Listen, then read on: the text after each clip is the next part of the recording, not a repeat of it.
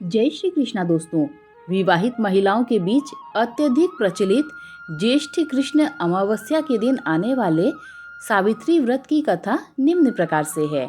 भद्र देश के एक राजा थे जिनका नाम था अश्वपति।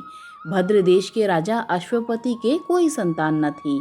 उन्होंने संतान की प्राप्ति के लिए मंत्रोच्चारण के साथ प्रतिदिन 1,00,000 आहुतियां दी। 18 वर्षों तक यह काम जारी रहा। इसके बाद सावित्री देवी ने प्रकट होकर वर दिया कि राजन, तुझे एक तेजस्वी कन्या पैदा होगी। सावित्री देवी की कृपा से जन्म लेने के कारण कन्या का नाम सावित्री रखा गया। कन्या बड़ी होकर बेहद रूपवान हुई। योग्य वर न मिलने की वजह से सावित्री के पिता दुखी थे। उन्होंने कन्या को स्वयं वर तलाशने भेजा। सावित्री तपोवन में भटकने लगी। वहाँ शाल्व देश के राजा दुम्नसेन रहते थे, क्योंकि उनका राज्य किसी ने छीन लिया था। उनके पुत्र सत्यवान को देखकर सावित्री ने पति के रूप में उनका वरण किया। ऋषिराज नारद को जब यह बात पता चली तो वह राजा अश्वपति के पास पहुँचे और कहा कि हे राजन, ये क्या कर रहे हैं आप? सत्यवान गुणवान है, धर्मात्मा है और बलवान भी है, पर उसकी आयु बहुत छोटी है। वह अल्पायु है। 1 वर्ष के बाद ही उसकी मृत्यु हो जाएगी। ऋषिराज नारद की बात सुनकर राजा अश्वपति घोर चिंता में डूब गए। सावित्री ने उनसे कारण पूछा तो राजा ने कहा, पुत्री, तुमने जिस राजकुमार को अपने वर के रूप में चुना है वह अल्पायु है। तुम्हें किसी और को अपना जीवन साथी बनाना चाहिए।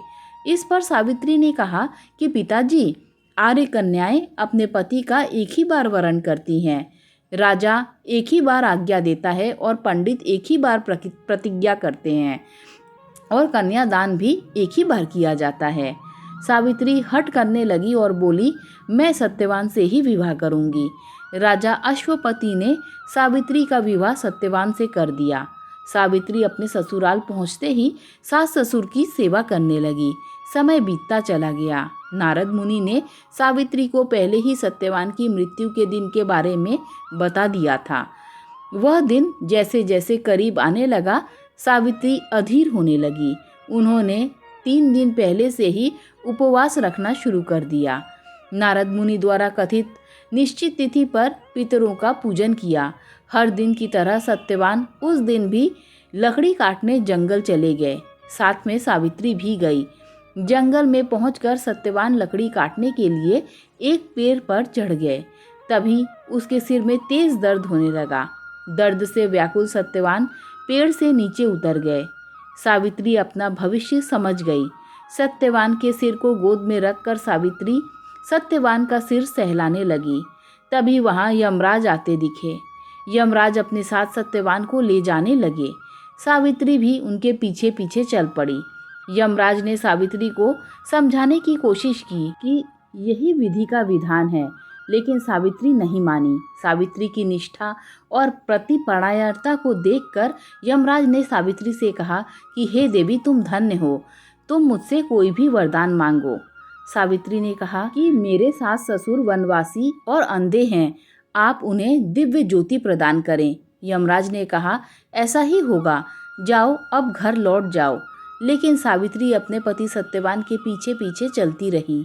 यमराज ने कहा, देवी, तुम वापस जाओ। सावित्री ने कहा, भगवान, मुझे अपने पतिदेव के पीछे पीछे चलने में कोई परेशानी नहीं है। पति के पीछे चलना मेरा कर्तव्य है।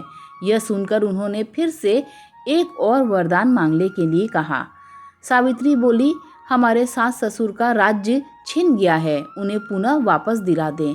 यमराज ने सावित्री को यह वरदान भी दे दिया और कहा, अब तुम लौट जाओ। लेकिन सावित्री पीछे पीछे चलती रही। यमराज ने सावित्री को तीसरा वरदान मांगने को कहा। इस पर सावित्री ने 100 संतानों और सौभाग्य का वरदान मांगा। यमराज ने इसका वरदान भी सावित्री को दे दिया। सावित्री ने यमराज से कहा कि प्रभु, मैं एक पतिव्रता पत्नी हूँ और आपने मुझे पुत्रवती होने का आशीर्वाद दिया है। यह सुनकर यमराज को सत्यवान के प्राण छोड़ने पड़े। यमराज अंतर्ध्यान हो गए और सावित्री उसी वट वृक्ष के पास आ गई जहां उसके पति का मृत शरीर पड़ा था। सत्यवान जीवंत हो गया और दोनों खुशी खुशी अपने राज्य की ओर चल पड़े। दोनों जब घर पहुंचे तो देखा कि माता पिता की दिव्य ज्योति प्राप्त हो गई है। इस प्रकार सावित्री सत्यवान चिरकाल तक राज्य सुख भोगते रहे। अतः पतिव्रता सावित्री के अनुरूप ही प्रथम अपने सास ससुर का उचित पूजन करने के साथ ही अन्य विधियों को प्रारंभ करें। वट सावित्री व्रत करने और इस कथा को सुनने से उपवासक के वैवाहिक जीवन या जीवन साथी की आयु पर किसी प्रकार का कोई संकट आया भी हो तो टल जाता है।